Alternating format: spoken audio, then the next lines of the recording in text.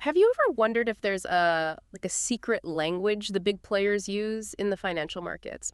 A way to maybe spot their moves before the market actually reacts. It's so easy to get lost in, the sheer complexity of it all. Financial news, economic reports, endless charts. But what if there was a powerful, detectable signal, something that really cuts through all that noise and points directly to something significant?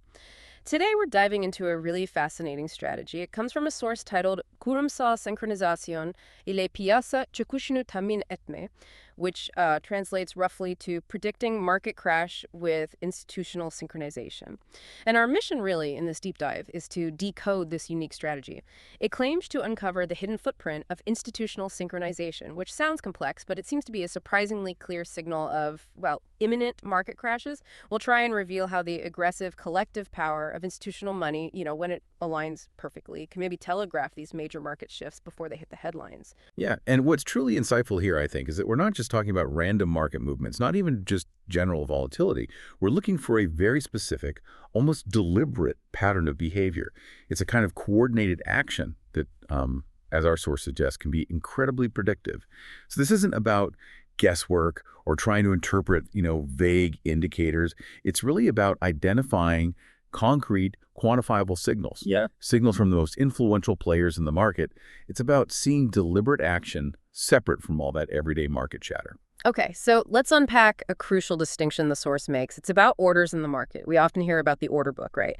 And that's often represented by something called the DOM indicator, depth of market. For you, our listener, what exactly is the DOM showing us? What's that about? Right.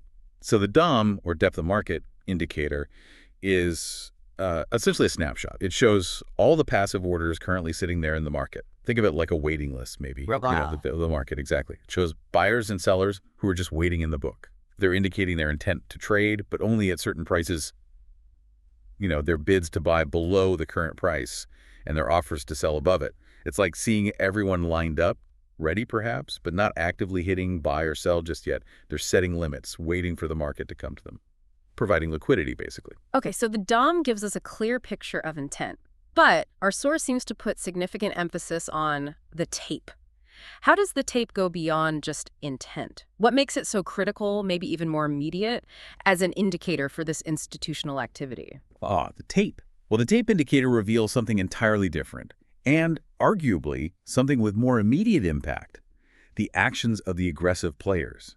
These are the market participants who aren't waiting around. They are actively hitting the market with size. They're executing orders right at the current market prices, sometimes even pushing through those passive orders sitting in the DOM. These are the executed orders, the ones actively, consuming liquidity and pushing prices in this specific direction. So if we connect this back to the bigger picture, it really is about intent versus action. The DOM shows potential, maybe. But the tape shows what's actually happening right now. It shows the genuine force moving the market, the real supply and demand playing out in real time. Right, so the tape shows the real action, and the source's core idea then is this institutional synchronization happening on the tape.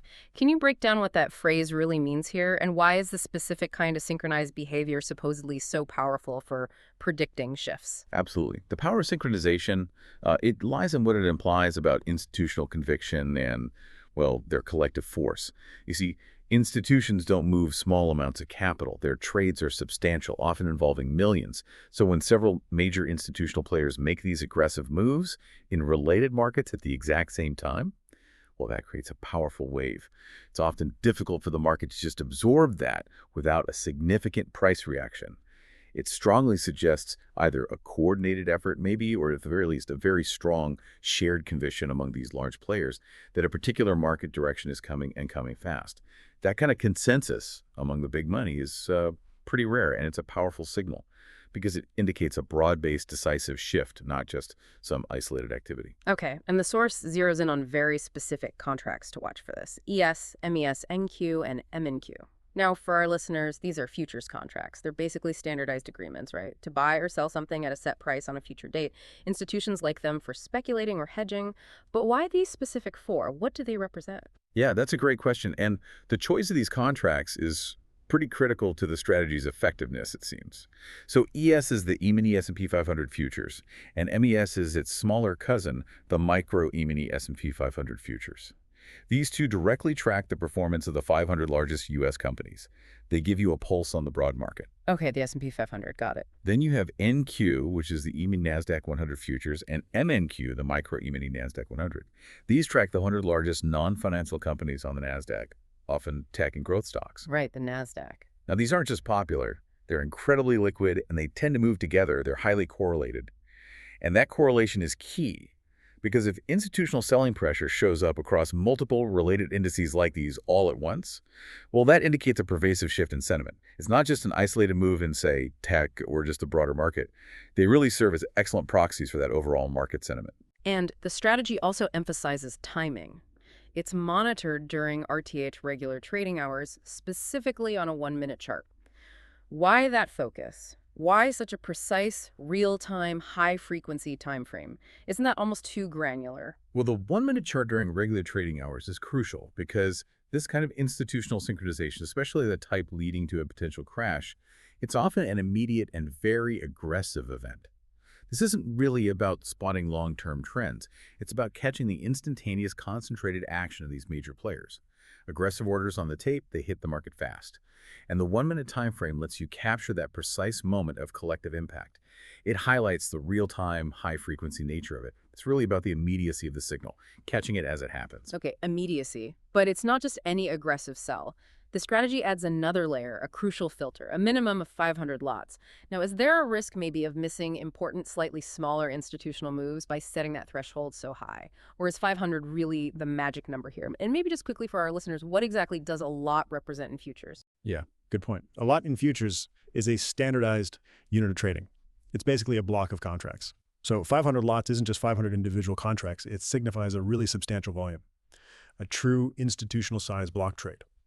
And the source is pretty explicit about this. It says anything below 500 lots can often just be considered noise, maybe smaller retail activity. So this 500 lot threshold is crucial because it acts as that filter. It signals when institutional money is stepping in with enough capital to genuinely, move the market. It helps differentiate between the smaller, perhaps speculative or retail-driven trades, and the really significant capital deployments from large institutions, hedge funds, maybe prop trading desks.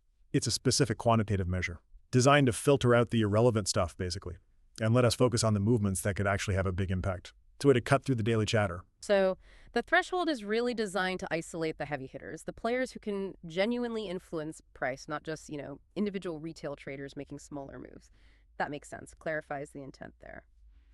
Okay, so now for the rule itself. It's remarkably precise. If at least 3 of these 4 contracts, ES, MES, NQ, and MNQ, show aggressive sells above that 500 lot threshold, in the same minute, the price, according to the source, almost always drops hard. That's a very strong claim.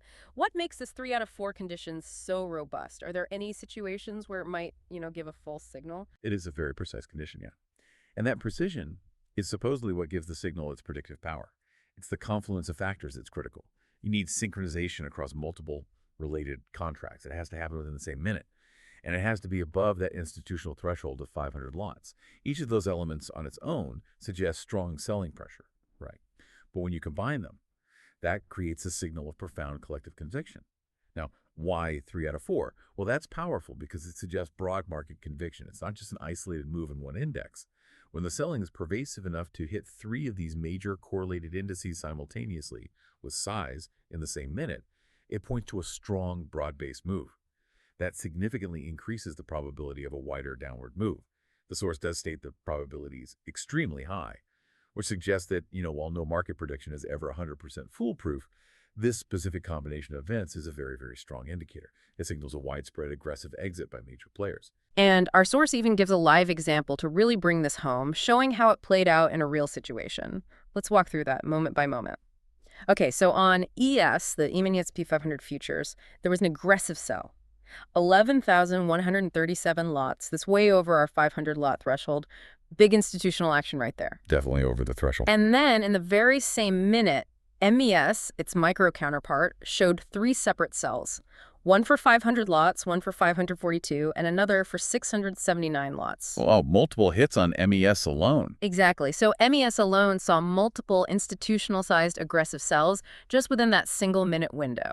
And then on MNQ, the Micro E-mini NASDAQ 100 futures, another significant sell hit the tape, 527 lots, also confirming that institutional selling pressure. So that's ES, MES, and MNQ all showing big sells in the same minute. Right. Now, the source notes that the full-size NASDAQ contract NQ didn't actually print a 500-plus lot sell in that exact minute. But here's the kicker. Since 3 out of the 4 did confirm ES, MES, and MNQ with those aggressive 500-plus lot sells, the market apparently collapsed right after. And this example just perfectly illustrates the concept, doesn't it? Even with one contract, the NQ, not confirming in that precise minute the synchronized aggressive selling pressure in the others, especially with those multiple large sells in MES stacking up alongside the big ones in ES and MNQ, that was clearly more than enough. It's the sheer weight, the coordination of these large players hitting the market simultaneously that creates the impact. And we're talking about an immediate, significant downward price move right after. It demonstrates just how quickly and forcefully the market can react when this kind of collective aggression is revealed on the tape. This really is that footprint of institutional synchronization made visible right there in real time. And if you connect this to the bigger picture, it just shows how powerful that collective, large-scale action can be. It can override individual market noise, maybe even broader positive sentiment sometimes, leading to these immediate, significant price changes. It's one of those moments where you might see the data line up and think, okay, there it is. Something's about to shift. So what does this all mean for you, the listener, whether you're an active market trader or maybe just someone who wants to understand the powerful forces really at play in the global economy? This isn't about some, speculative guess. It's about recognizing a very specific, detectable pattern of behavior by the market's most influential participants. Exactly. And understanding strategies like this, I think it provides invaluable insight into how major market movements often happen. They aren't always random events. They can be driven by sophisticated, large-scale players acting with real conviction. It shifts your perspective, hopefully, from seeing market volatility as just unpredictable chaos to perhaps recognizing it as a potential outcome of identifiable systematic behavior. This kind of analysis really highlights the critical importance of looking beyond just the surface-level news or the broad economic reports, and instead digging into the underlying transactional data, the actual buying and selling that moves prices. It encourages all of us, really, to reconsider what we think are truly significant signals amidst that constant flood of information. It's about maybe empowering you to see the market's inner workings with a new level of clarity. And that brings us towards the end of this deep dive into Kurumsal Synchronisation ile Piyasa Çıkışını Tahmin Etme. We've explored how the tape indicator, that crucial 500-lot threshold, and the synchronized aggressive sells across major contracts like ES, MES, NQ, and MNQ might reveal this powerful footprint of institutional activity, potentially right before a market crash. Yeah, it's a powerful reminder, I think. While headlines can often distract us, the synchronized aggression of institutional money showing up on the tape isn't just noise. It's potentially a quantifiable early warning system for significant market downturns, a footprint that, with the right tools and focus, you could potentially learn to spot. This strategy really underscores the idea that understanding that underlying transactional data can offer a unique window into the immediate future of market prices. So for you, our curious learner, here's maybe a provocative thought to mull over as we wrap up. How might understanding these deep-seated movements, even in just these few key contracts, change how you view broader market news or those big economic reports everyone talks about? And what other hidden signals might be embedded in the data we usually overlook? Signals just waiting for someone to connect the dots and reveal the market's true intentions. Something to think about. Thank you for joining us on The Deep Dive.